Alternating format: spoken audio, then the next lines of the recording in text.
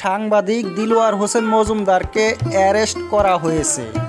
Cooperative apex ব্যাংকের মধ্যে ঢুকে পড়েছিল খবর কালেকশন করতে, কিন্তু মুখ্যমন্ত্রী হিমন্ত বিশ্ব শর্মা বলছে উনি আর কিসের সাংবাদিক, কে ওনাকে সাংবাদিক বলে, অনলাইনে কাজ করে, ওনার কোনো রিকগনিশন নাই।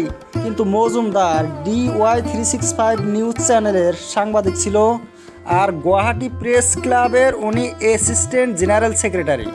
যদিও ব্যাংকে ঢুকেছিল সেই অনলাইন নিউজ পোর্টাল দি ক্রস কারেন্টের জার্নালিস্ট হিসাবে। মুখ্যমন্ত্রী বলছে ইউটিউব চ্যানেল, অনলাইন নিউজ পোর্টালের যেগুলো কার্যকর্তা এরা সাংবাদিক নয়, কাজেই মজুমদারের সেই ব্যাংকে ঢোকা উচিত হয় নাই। আর সব কয়টা কেসেই ওনাকে অ্যারেস্ট করা হবে, কিন্তু দুইটা কেস হয়েছে অলরেডি একটা ঘটনা নিয়ে। সিকিউরিটিতে একটা করেছিল কেস, সেখানে জামিন পেয়েছে, আবার ম্যানেজিং ডাইরেক্টরে একটা করেছে। 20টা কেস করতে হবে এক ঘটনায়।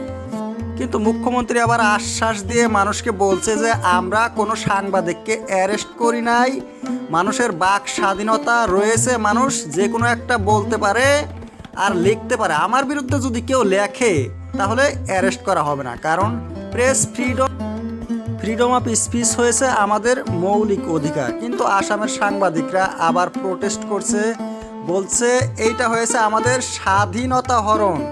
খবর সংগ্রহ করতে গিয়েছে ব্যাংকের মধ্যে, সেটা কি দোষের কথা হইল, তাকে অ্যারেস্ট করা হয়েছে।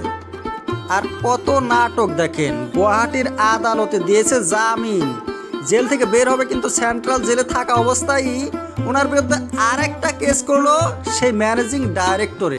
কাজেই জেলের বাইরে পা না রাখতেই পুলিশ তাকে আবার অ্যারেস্ট করলো। সিএম হিমন্ত বিশ্ব শর্মা আসামের হোম মিনিস্টারও হয়, উনি পুলিশদেরকে নির্দেশ দেয় কি করবে না করবে।